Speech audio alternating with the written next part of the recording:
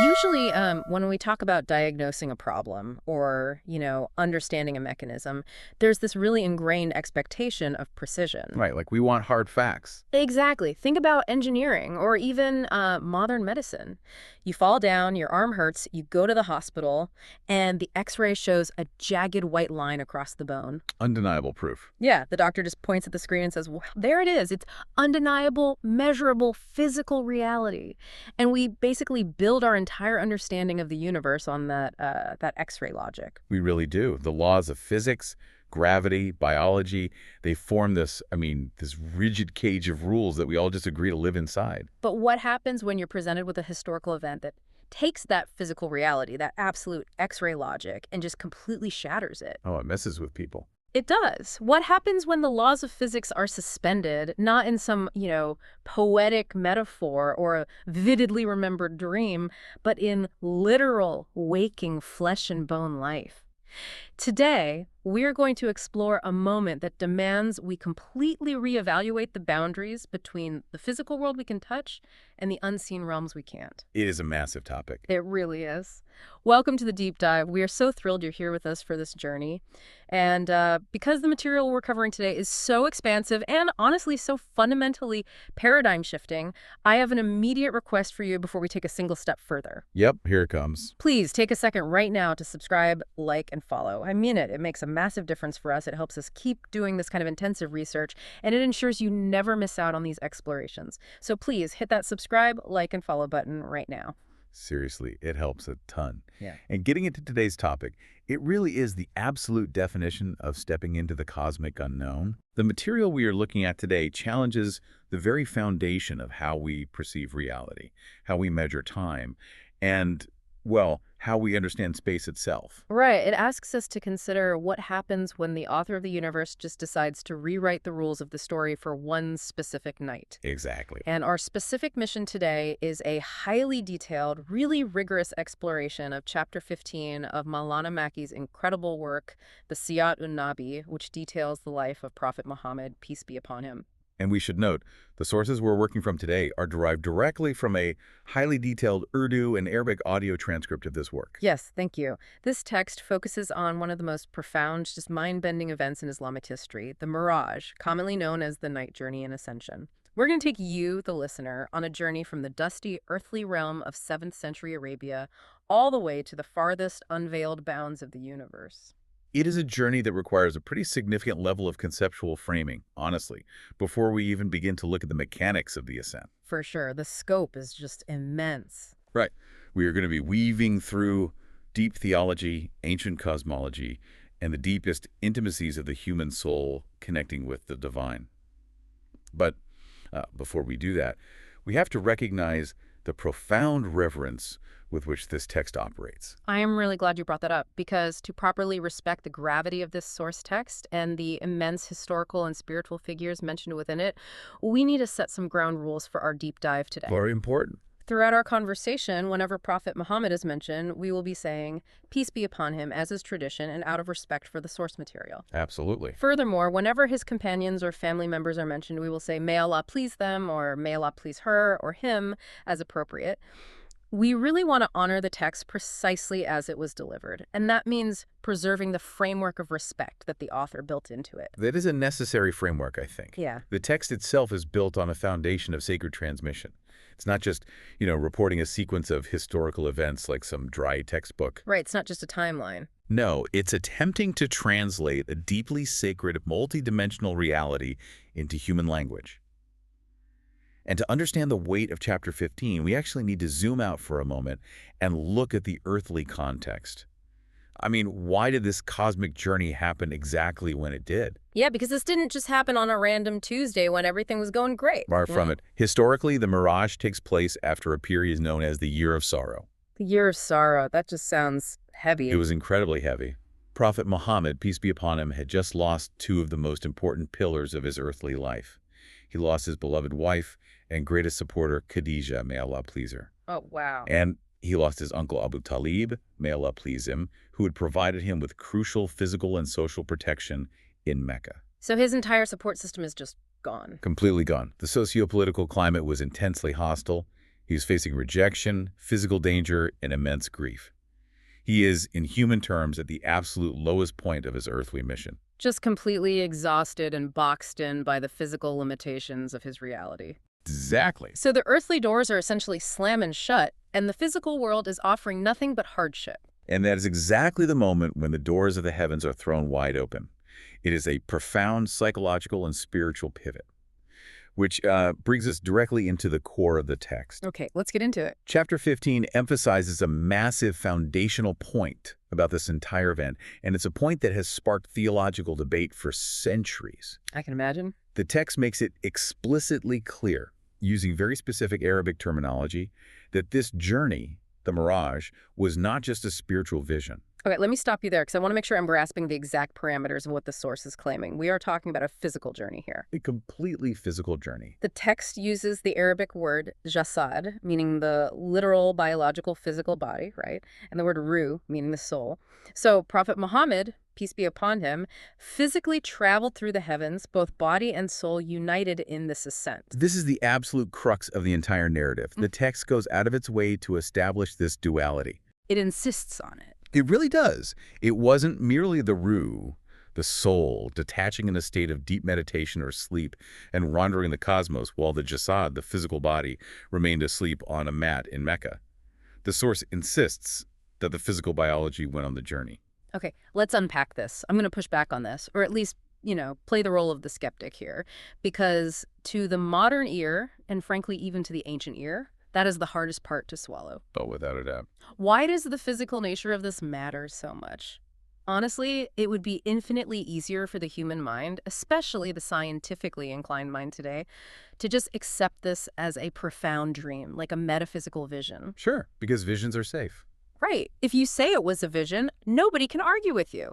Think about it like the difference between reading a brilliantly written, totally immersive travelogue about climbing Mount Everest versus actually putting on the heavy boots, feeling the freezing wind in your lungs, and physically stepping foot on the summit. That's a great analogy. The travelogue is safe, the physical climb is dangerous, it breaks the rules of comfort, and it is undeniably aggressively real. Why does the source text insist on the physical climb here? Why couldn't it just be a spiritual ascension? What's fascinating here is that that's the perfect question to ask, and the answer lies in the sheer theological weight of that insistence. Okay, how so? Let's look at the historical reaction in Mecca when Prophet Muhammad, peace be upon him, recounted this event the next morning. They weren't exactly thrilled, I'm assuming? Not at all. If he had stepped out and said, hey, I had a remarkably vivid dream last night that I traveled to Jerusalem and then up to the heavens, no one would have cared. Right, they just shrug. Exactly. Skeptics could easily dismiss it. They would say, you had a vision, how nice for you, dreams are dreams. The Meccans mocked him relentlessly, precisely because he claimed his physical body made the journey. Ah, so the controversy itself is historical proof of the nature of the claim. Yes. The sheer outrage of the opposition validates that the claim was explicitly physical. But from a theological perspective, why take the physical body? Yeah, why break the rules of biology for this? Because a physical journey of the body to the heavens is a definitive, undeniable miracle designed to establish absolute divine power. It shatters the X-ray logic. It deliberately shatters the X-ray logic you mentioned earlier. Yeah. It breaks the rules of earthly physics, gravity, the need for oxygen, the limits of the speed of light, the biological limitations of flesh and blood in outer space. And it does all that to show what? To demonstrate unequivocally who created those rules in the first place. Wow. So it is as if the creator is saying, I wrote the code of physics for your reality. I designed the gravity that keeps your feet on the dirt. But I am the author of the code, and I am not bound by my own parameters. Exactly. The modern mind immediately struggles with the mechanical how of this event. I'm sure you listening right now are running through a dozen logistical questions in your head. Oh, I definitely am. Like, how did he breathe in the vacuum of space? Right. How did he survive the sheer velocity of traveling beyond the stars? How did a physical body endure the spiritual realms without just disintegrating? Yeah, my brain desperately wants the engineering schematics of the Miraj. And that is a natural human instinct. We want to measure things. But if you look closely at the source text we are analyzing today, it doesn't bother answering a single one of those how questions. Wait, really? It just ignores the physics. Completely. It doesn't give us the physics of the ascent. It focuses entirely on the who and the why. Okay, that's a huge shift in perspective. If the who, orchestrating the journey, is the architect of the entire universe, The how becomes a completely trivial question. If you grant that a divine being created the universe out of nothing, then protecting a human body from the vacuum of space is like a rounding error in terms of power. A rounding error. I love that. The physical ascension is a statement of ultimate sovereignty over the material world. It reminds the believer that the physical world is a created thing, not an absolute power. It completely reframes how you look at the physical world. It makes the solid ground beneath your feet feel a little less absolute and a little more contingent on a higher will. Definitely. And this journey upward, as described in chapter 15, wasn't just a solitary, lonely flight through empty, dark space. The text describes this incredibly cinematic, almost overwhelmingly majestic gathering. It's quite a scene. As Prophet Muhammad, peace be upon him, ascends through the multiple layers of the heavenly realms, he doesn't just pass by nebulas and stars, he meets the literal titans of human spiritual history. Yes, the text details distinct encounters with past prophets at various levels of the heavens. Yeah. We're talking Adam, Jesus, Abraham, Aaron, and Moses. It is a staggering assembly. It is literally a summit of the greatest spiritual leaders in human history, all gathered in the celestial realm. And the text is very deliberate in noting who is present. This isn't just a random assortment drawn out of a hat. Not at all. Let's break down that specific guest list because I assume every single name mentioned carries immense narrative weight. Absolutely, let's do it. You start with Adam, the father of all humanity. Encountering him is an acknowledgement of the shared roots of the entire human race. The original creation. Right, the very beginning. Then you have Abraham, the patriarch of monotheism. The text often highlights the physical and spiritual resemblance between Prophet Muhammad, peace be upon him, and Abraham. So it's like a meeting of the foundational architect of the faith and its final builder. Exactly. Then you have Aaron, representing support, brotherhood, and the shared burden of the message. And the text makes specific mention of Jesus, too, highlighting his unique role as the spirit and word sent to the people of the earth. Yes, Jesus holds a profoundly unique position in this theology. By encountering him, the text bridges the immense spiritual legacy of the previous revelations. It shows a continuous, unbroken chain of divine communication. The continuity is so clear. And then, of course, you have Moses, the great lawgiver, the one who spoke directly to the divine on Mount Sinai. Moses plays a massive role later in this chapter. He really does. We will definitely get to that. But before we get to his later involvement, there is this one incredibly specific, almost haunting detail in the source material regarding Moses. Oh, I know exactly what you're going to bring up. It notes that during this journey, Prophet Muhammad, peace be upon him, sees Moses actively praying in his grave. Yes. Now, when I read that, it honestly stopped me in my tracks. It feels so highly specific. Why mention that Moses is praying in his grave? That is one of the most conceptually rich details in the entire text, and it serves as a vital theological marker. Okay, explain that for me. Think about what we usually consider death to be. We view it as a cessation, a full stop. The battery runs out, the machine powers down, and the actions end. Right, the X-ray logic again. Heart stops, brain activity ceases, game over. But seeing Moses praying in his grave shatters that logic entirely. It illustrates a core concept in this theology, that prophets remain alive in a deeply spiritual, multidimensional sense. Alive, but not in the biological sense we are used to. Exactly. Their devotion doesn't end with physical death. Rather, death in this text isn't a cessation of action, it's a change of dimension. A change of dimension. I really like that framing. When a person is alive on earth, prayer is an obligation. It takes effort. But in the realm beyond the grave, for a figure like Moses, the obligation is lifted, yet the devotion continues. Because it's who he is. Right. It continues just off stage, out of our visual spectrum.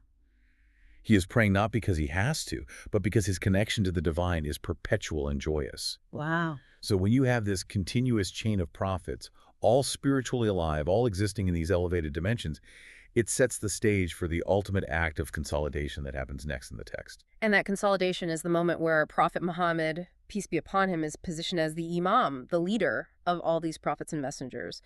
The text details that he leads this staggering assembly in prayer. It's a monumental moment.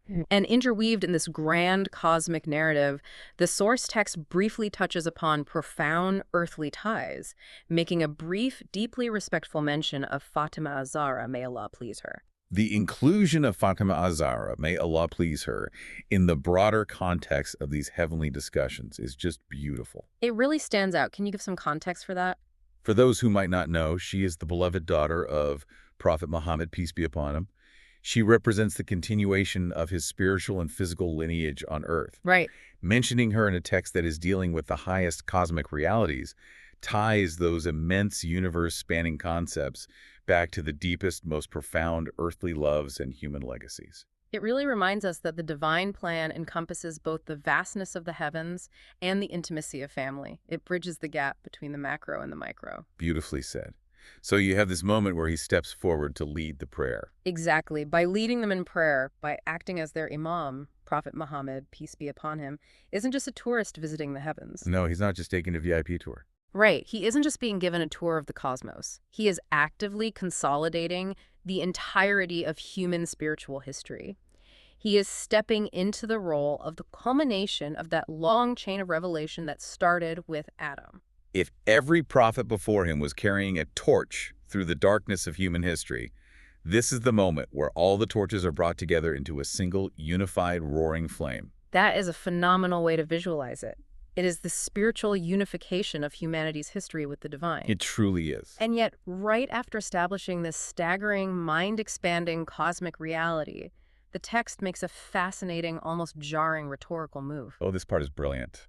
To help us, the readers and listeners, understand the magnitude of these heavenly signs, the text abruptly forces us to look back down at the dirt. It's quite a shift. Yes, it feels like a wild thematic detour in the narrative itself. I mean, we are literally in the highest heavens, witnessing a cosmic summit of prophets, discussing dimensions beyond death, and suddenly the source text pivots hard. Very hard. It starts referencing these very grounded, very earthly, Quranic images. It talks about ancient historical events like flocks of birds throwing stones, known as the Ababil. Yes. It asks the reader to deeply consider how camels are created.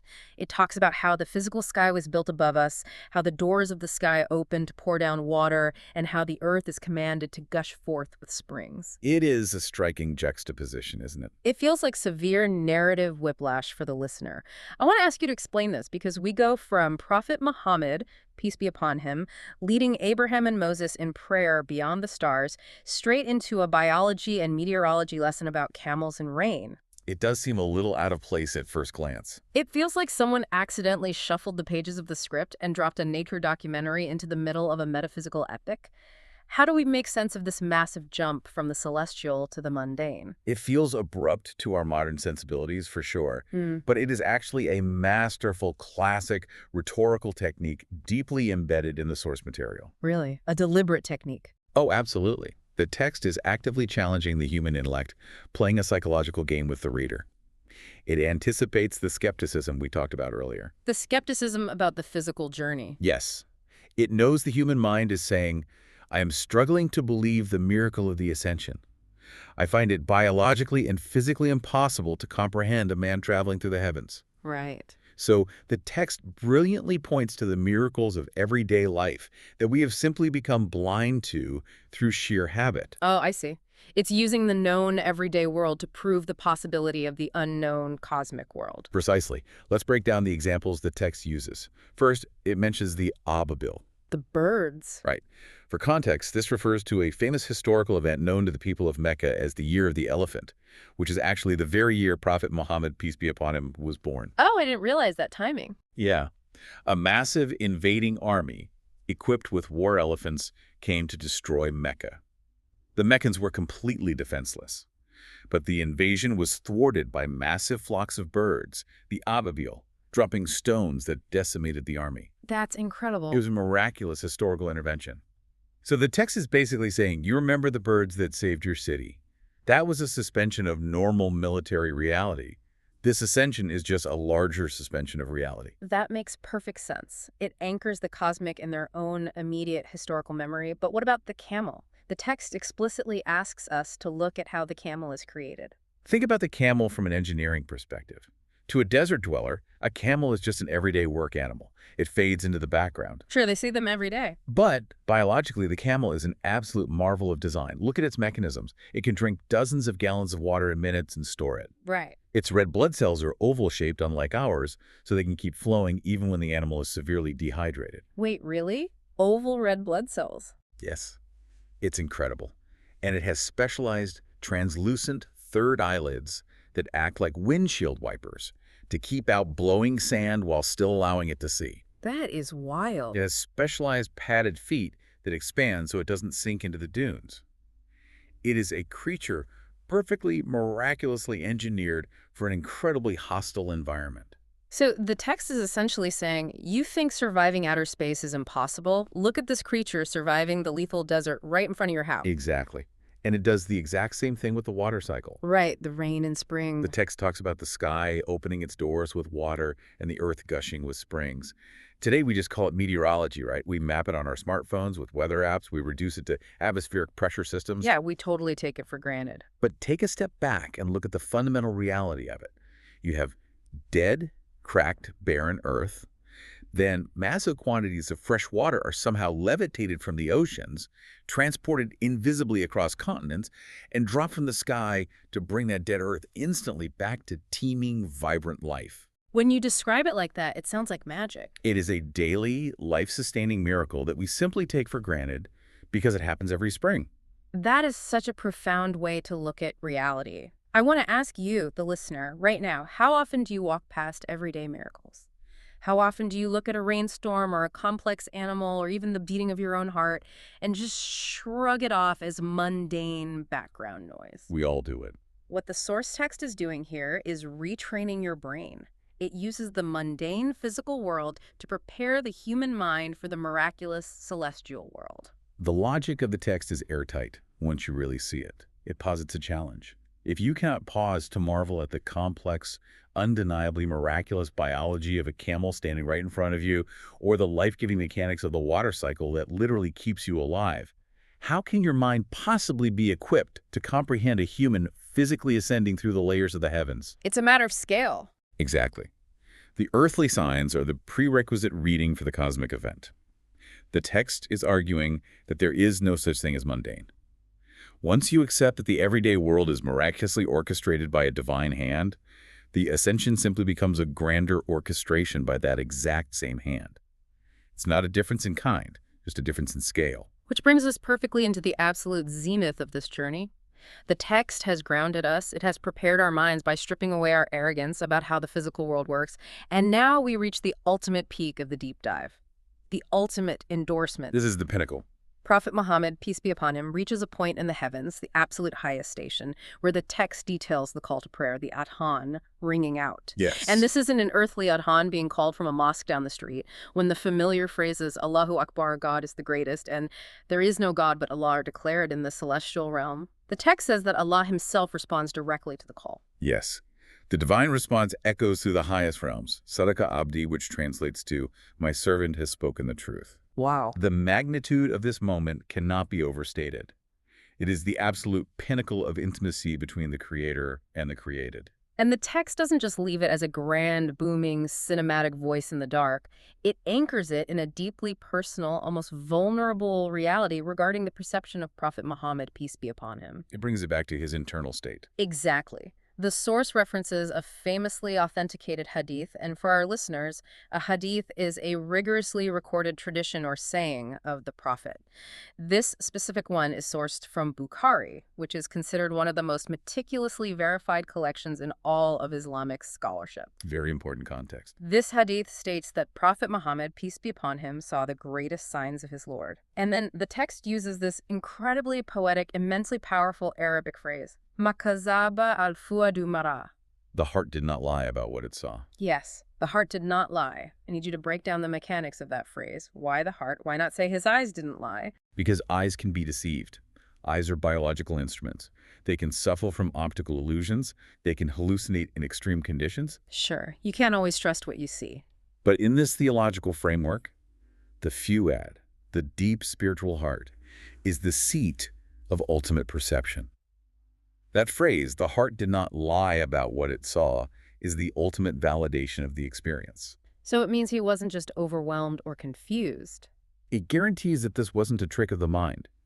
His perception, at the absolute deepest, most fundamental core of his being, was entirely true, accurate, and stable in the face of overwhelming divine majesty. It is the ultimate anchor in a sea of cosmic awe. And if we connect this to the broader theological landscape, this moment represents the absolute peak of human spiritual potential. It brings up the profound concept of Ihsan. Ihsan, the concept of spiritual excellence. Can you define that for the listener who might be hearing that term for the first time? Of course, Ihsan is famously defined in Islamic tradition as worshiping God as if you see him, because even if you do not see him, he surely sees you. It's that constant awareness. It is the state of constant, unwavering spiritual awareness. It is the highest goal for a believer. For every human being in history, achieving Ihsan is an act of immense faith. It's an act of the internal heart trying to perceive the unseen, trying to maintain an awareness of a creator that exists beyond the physical senses. It's like walking through a dark room but acting as if the lights are on. Exactly. But at this specific singular moment of the Miraj, for Prophet Muhammad, peace be upon him, that veil of the unseen was entirely lifted. The lights were turned on. He wasn't just acting as if. He wasn't just worshiping as if he saw. The text is telling us that he was directly experiencing the ultimate unveiled reality. The gap between belief and sight was erased. The heart saw, and the heart did not lie. It is genuinely staggering to try and conceptualize that level of awareness. It is an interactive dialogue with the divine at the absolute edge of existence. You have the cosmic Adhan being called, the divine actively affirming Sadaq wa Abdi, my servant has spoken the truth. It is this perfect, harmonious loop of recognition and affirmation between the servant and the master. It's the emotional core of the text. But that leads to the ultimate practical question of this entire narrative. And this is a question I think every listener is probably wondering right now. Which is? When you reach that point, when you are standing at the absolute pinnacle of the universe, having bypassed the law of physics, surpassed the bounds of space and time, and led all the great prophets of history in prayer, what do you bring back for the rest of humanity? Right. What's the takeaway? What is the souvenir from the edge of reality? That is the perfect question, and it brings us to the climax of chapter 15, and really the practical, everyday core of this entire cosmic event. You don't take a journey like this and return empty-handed. No, you definitely don't. The Miraj wasn't just for the personal spiritual elevation of the prophet. It was a diplomatic mission for the souls of humanity. And what he brought back is essentially the blueprint for daily life. The text details that at this highest station, Prophet Muhammad, peace be upon him, is given a direct commandment, a gift for his followers back on earth, the obligation of 50 daily prayers. 50 prayers every single day. That is the original divine decree given at the absolute zenith of the Miraj. Now, I want to stop and really analyze this because the journey isn't over. As he descends, as he's coming back down through the various layers of the heavenly realms, he runs into Moses again. And this interaction is just endlessly fascinating. It really is. Moses asks him what was prescribed for his community. When Moses hears that the decree is 50 daily prayers, he essentially stops him and says, "Go back." Moses acts as the voice of profound, hard-earned earthly experience. Right. Moses advises him that his people, human beings down on earth, simply will not be able to handle that immense burden. He urges Prophet Muhammad, peace be upon him, to return to the divine presence and ask for a reduction. And so begins this incredible dynamic back and forth. Yeah, where he goes back up, asks for a reduction, comes back down. Moses says it's still too much, and he goes back up again. This happens repeatedly until the prayers are eventually reduced from 50 down to 5. It is one of the most uniquely relatable, almost surprisingly practical moments in the entire narrative. Yeah. You have this sweeping, mind-bending cosmic journey filled with unexplainable miracles, and suddenly it anchors into a very practical, almost administrative discussion about human limits and frailty. I look at it as a fascinating negotiation, and I use that word carefully, but it really highlights the dynamics at play. You have Moses, who spent his life leading the Israelites, speaking from the deep, often frustrating experience of leading a community. He's seen what humans can and can't do. Exactly. He acts almost like an elder statesman, or even a quality assurance tester for human spiritual limits. Moses knows exactly how hard it is for everyday people to stay disciplined. He knows they will fail at 50. He is fiercely protective of the new community based on the struggles of his own. But here is the massive question, the why that we have to answer. If the divine is all-knowing, if the creator of the universe already knows human frailty and knows that 50 prayers is biologically and socially impossible for a human being to maintain, why decree 50 prayers in the first place? It's a great question. Why assign 50 knowing they will be negotiated down to 5? Is this just cosmic theater, or is there a deeper psychological mechanism at play here for the believer? That is the essential mystery of this section, and it is brilliant. It is not cosmic theater. It is a mechanism of establishing pure value. Think of it like a spiritual compression algorithm. A compression algorithm. Okay, explain that mechanism. When you have a massive, high-resolution digital file, say, a master recording of a symphony, it is huge. It takes up too much space for a normal computer to handle easily. Right. So you compress it into a smaller file size so it can be easily stored and played by the hardware you have. But the data of the original symphony is still hidden inside that smaller file. That makes perfect sense. So the hardware in this analogy is human frailty. Exactly. The divine decree of 50 prayers establishes the true spiritual value of the connection. It tells humanity, to properly thank the Creator, to truly align your soul, you owe 50 parts of your day. That's the baseline requirement. That is the uncompressed, objective truth of what the human soul needs. But God knows our hardware is weak. He knows we have to work, sleep, and care for our families. So 50 is just impossible. Right. So through this intercession, the physical requirement is compressed down to 5 actions. But this is a critical part. When those 5 prayers are presented back to the divine, they are extracted back to their full, uncompressed value of 50. Wow, so the physical file size is 5, but the spiritual data is 50. Precisely. And the text proves this. The true beauty of this resolution is found in the specific detail provided at the end of this exchange.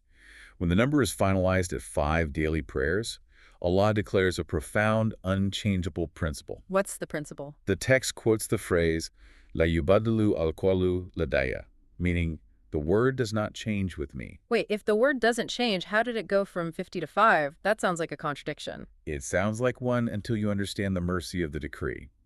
Allah explains that whoever brings a good deed gets 10-fold the reward. Therefore, the physical obligation is reduced in action to 5 daily prayers to accommodate human weakness. But the spiritual weight, the divine reward of those 5 prayers, remains exactly equivalent to the original 50. That is incredible. The decree of 50 did not change. The reward of 50 was entirely preserved, while the physical burden was mercifully reduced to 5. It is an incredible mathematical and spiritual mercy. 5 equals 50, the lossless compression of grace. So what does this all mean for you listening to us right now? Let's connect all these massive universe-spanning dots. Let's bring it all together. You have this entire cosmic journey, a journey that literally breaks the bounds of physical space, defies the rigid laws of time and biology, gathers all the great prophets in human history into one celestial room, and culminates in a direct, unveiled audience with the creator of the universe. A truly epic sequence of events. And what is the ultimate result, the grand prize of all that majesty? It culminated in something you might view today as a mundane, repetitive daily task, the 5 daily prayers. It forces a complete reevaluation of what the prayer actually is. If you truly understand chapter 15, you can never look at a prayer rug the same way again. Definitely not. If the greatest physical and spiritual journey in human history, an event that broke the laws of physics, was undertaken merely to retrieve the commandment of these 5 prayers, then those prayers cannot possibly be mundane. The prayer is essentially meant to be the everyday person's own personal ascension. A personal mirage. Exactly. Prophet Muhammad, peace be upon him, ascended physically to the divine presence, traversing the galaxies and piercing the veils of the unseen, to bring back the tool that allows every single human being to ascend spiritually to the divine presence 5 times a day, from wherever they're standing on earth. From anywhere. Whether you are in a bustling office building, a quiet desert, or your living room, it is a direct, open line of communication, forged at the absolute edge of the universe, gifted to the everyday person. You don't need a spaceship, you know. You just need to bow your head. That is just, it is breathtaking when you frame the mechanics of it that way.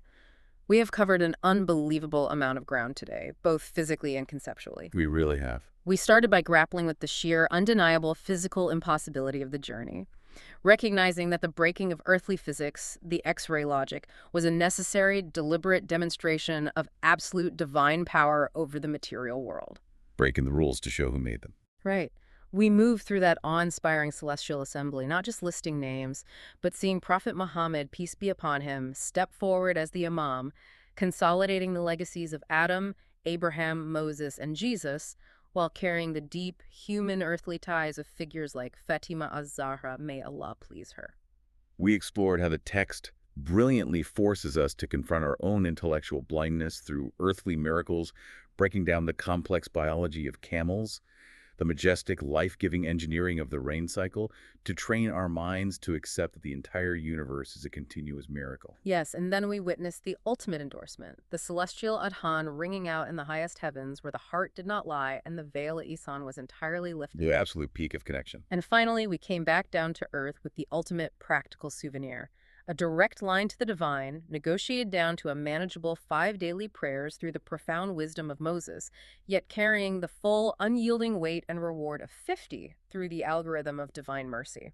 It is a narrative that spans the absolute limits of existence, only to land right back in the center of our daily routines. And as we wrap up this intense exploration, I want to leave you with a final, provocative thought to ponder. I love this thought. Something that isn't explicitly written in Chapter 15, but echoes loudly through every single thing we have discussed today.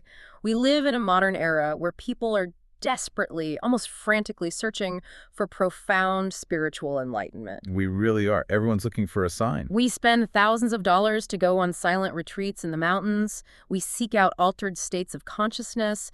We constantly look for some massive earth-shattering sign in the sky to finally give us peace and validate our existence. Always looking outwards. But if the ultimate reward of this epic, universe-spanning, physics-breaking journey was simply the instruction to pause, stand on a simple mat, and pray 5 times a day, does that mean our modern search for profound spiritual enlightenment is looking in the completely wrong direction? It really makes you wonder. Perhaps true cosmic connection is actually found in our quietest, most routine moments of daily discipline.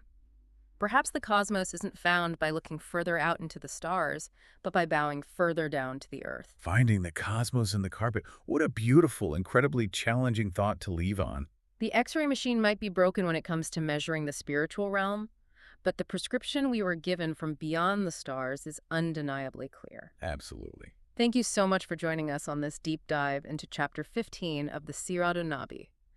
We hope this exploration has challenged your perspective, armed you with new ways of thinking, and given you a tremendous amount to think about. It's been an incredible discussion. And before we go, please do not forget to subscribe, like, and follow. Your support is what allows us to keep bringing you these highly detailed, immersive deep dives. Until next time, keep questioning the world around you, keep exploring the miraculous and the mundane, and we will see you on the next deep dive.